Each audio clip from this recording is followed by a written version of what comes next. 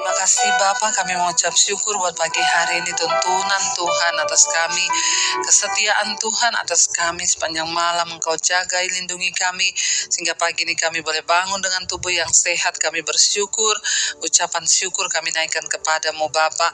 Sebelum kami memulai aktivitas kami mau melandasi hidup kami dengan kebenaran firman-Mu, agar hidup kami Tuhan boleh senantiasa ada di dalam jalan-jalan kebenaran. Urapi hamba-Mu yang tidak ada apa-apanya, urapi setiap kami, dalam nama Yesus kami buka hati bagi firman Tuhan. Haleluya, amin, amin, amin. Iya, shalom saudara yang terkasih, kita boleh berjumpa kembali pada hari ini. Saya percaya kita semua dalam keadaan sehat, baik dan luar biasa, ya, dan biarlah hidup kita senantiasa ada di dalam Tuhan, ya, dan kita boleh sama-sama saudara terus ada, ya, dalam kehendak Tuhan, mengejar apa yang berkenan kepada Tuhan. Ya, kita sama-sama akan membaca firman Tuhan, ya, pada pagi hari ini. Kita mulai baca dari ayat yang 2 Tesalonika, ya, 2 Tesalonika pasal yang ketiga, saudara, ya.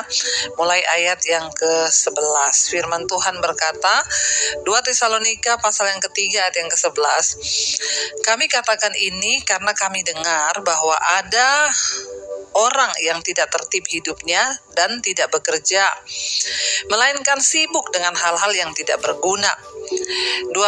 Orang-orang yang demikian kami peringati dan nasihati dalam Tuhan Yesus Kristus, supaya mereka tetap tenang melakukan pekerjaannya, dan dengan demikian makan makanannya sendiri. 13. Dan kamu saudara-saudara janganlah jemu-jemu berbuat baik. Ya, firman ini berkata saudara, ya, ayat 14, jika ada orang yang tidak mau mendengarkan apa yang kami katakan dalam surat ini, tandailah dia dan jangan bergaul dengan dia, supaya ia menjadi malu. Tetapi janganlah anggap dia sebagai musuh, tetapi tegurlah dia sebagai seorang saudara. Rasul Paulus memberikan nasihat kepada jemaat yang ada di Tesalonika. Jadi ini adalah jemaat perintisan dari Rasul Paulus, ya. Jadi Rasul Paulus bilang, kami mendengar, ya, bahwa dia bilang di antara kamu itu ada orang-orang yang, ya, tidak mau bekerja, ya, dan kami mendengar, Rasul Paulus bilang, bahwa di antara jemaat di Tesalonika itu ada orang-orang yang hidupnya itu tidak tertib, ya, tidak bekerja, tidak tertib. Saudara, kita ini dipanggil menjadi orang percaya, ya, tentunya kita ini adalah suratan Kristus yang terbuka. Dari mana orang bisa melihat hidup kita sebagai suratan Kristus? Ya, ketika kita hidup dalam ketertiban. Kita ini tertib, ya, di dalam kita bertetangga, dalam kita bersosialisasi. Ketika kita ada dalam kehidupan bertetangga, ya, ada orang-orang lain yang memantau hidup kita, maka kita tuh harus hidup dengan tertib. Ya, contoh, ya, dalam rumah kita, kalau ada di satu rumah atau komplek gitu, ya, jangan sampai kita orang Kristen menjadi batu sandungan, sampai jauh udah larut malam masih nyanyi-nyanyi, teriak-teriak, mengganggu ketertiban orang yang lain. Atau, ya, kita hidup nggak tertib, ribut, berantem, ya, kedengaran sampai ke tetangga, sehingga nama Tuhan dipermalukan.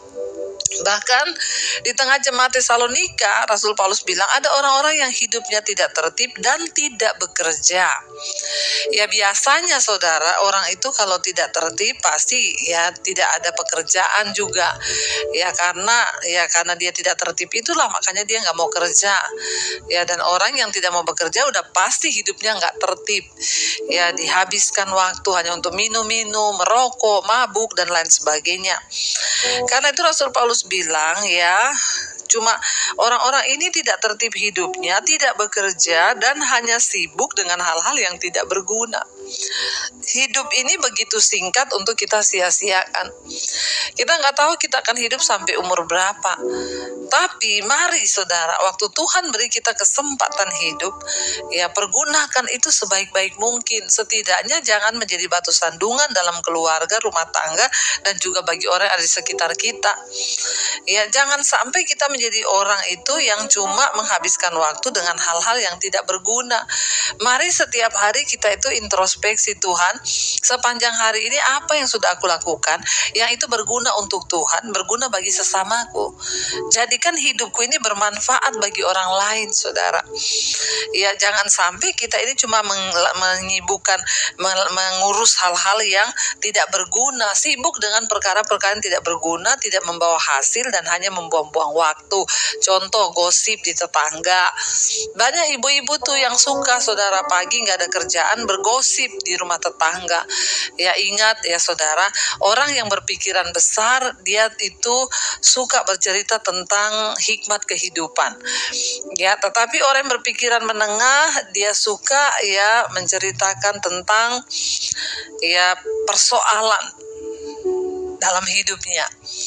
Orang yang berpikiran kecil dan kerdil, dia sukanya apa? Sukanya cerita kehidupan orang lain. Sukanya cerita orang, ya.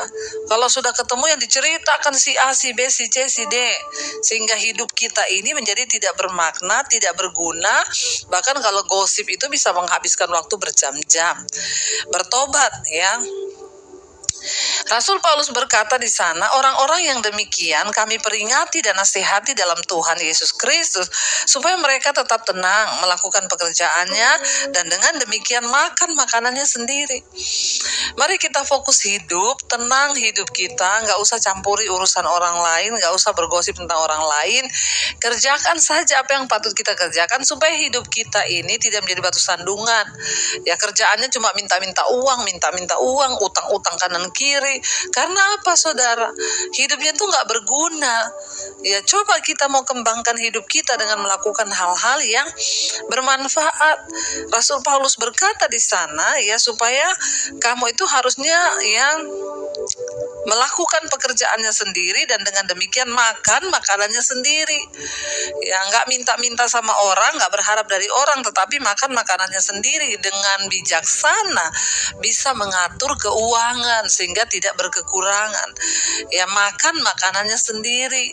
Ya, jangan menjadi batu sandungan bagi orang lain. Ayat yang ke-13, dan kamu saudara-saudara, janganlah jemu-jemu berbuat apa yang baik. Mari kita berlomba-lomba melakukan yang baik hari-hari ini supaya hidup kita ini berkenan kepada Tuhan. Ayat 14, jika ada orang yang tidak mau mendengarkan apa yang kami katakan dalam surat ini, tandailah dia dan jangan bergaul dengan dia supaya ia menjadi malu. Rasul Paulus bilang kalau ada orang-orang yang hidupnya nggak mau berubah, nggak mau bertobat, tukang gosip, nggak kerja, kerjaannya cuma hal-hal yang ya tidak penting, dan dia tidak mau mendengarkan firman Tuhan, Rasul Paulus bilang jangan bergaul dengan dia. Ya, tapi jangan anggap dia musuh. Bergaul itu apa? Tiap hari ketemu, saudara. Bergaullah dengan orang-orang yang positif, yang akan membawa hidup Anda semakin positif, sehingga kita semakin maju imannya, bukan semakin mundur.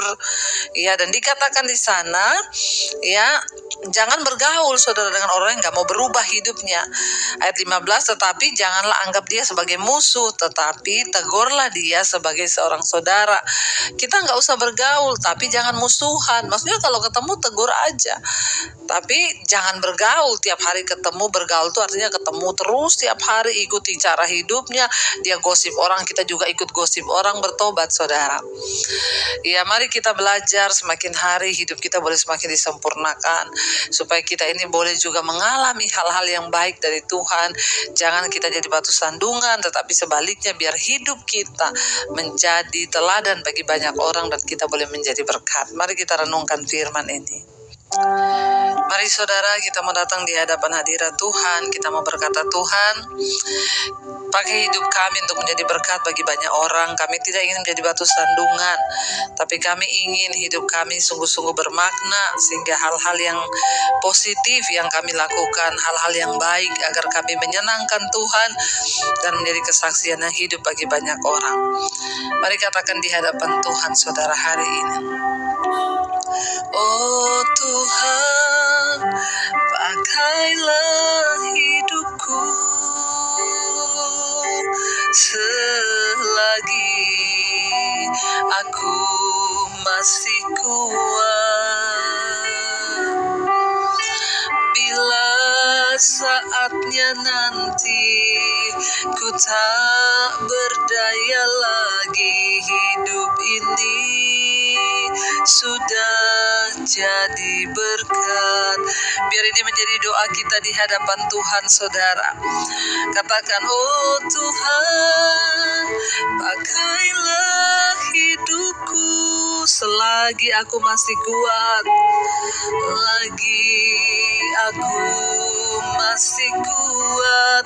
Bila saatnya nanti Tuhan, bila saatnya nanti ku tak berdaya lagi, hidup ini sudah jadi berkat.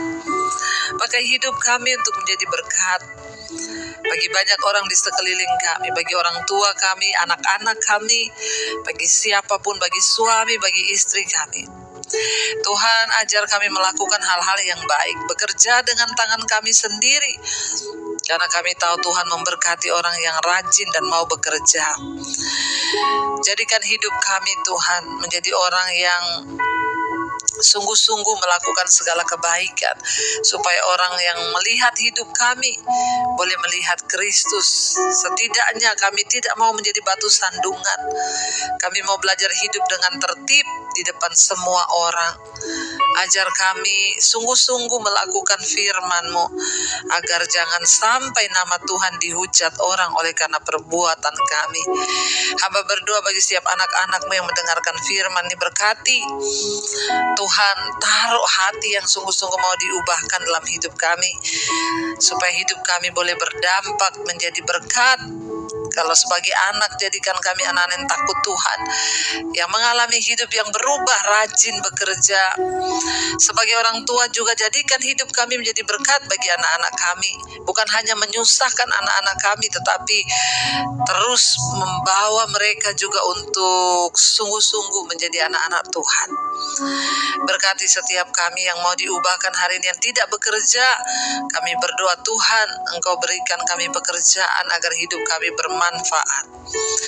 Terima kasih buat hari ini. Hamba berdoa bagi mereka yang bekerja, kuliah, sekolah, Tuhan jagai, lindungi. Bahkan yang bergumul, punya pergumulan yang berat, Tuhan turut bekerja mendatangkan kebaikan. Yang sakit Engkau sembuhkan. Terima kasih buat anugerah Tuhan bagi setiap kami hari-hari ini.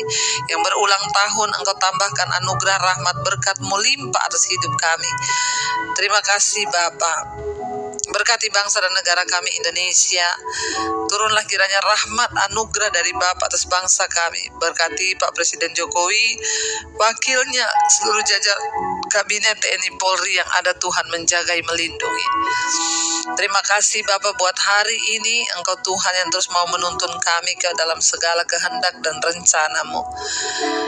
Terima kasih Bapa, yang sakit Engkau sembuhkan, yang beban berat Engkau beri kelegaan. Mari kita berdoa. Bapa kami saudara, Bapa kami yang ada dalam sorga, dikuduskanlah nama-Mu.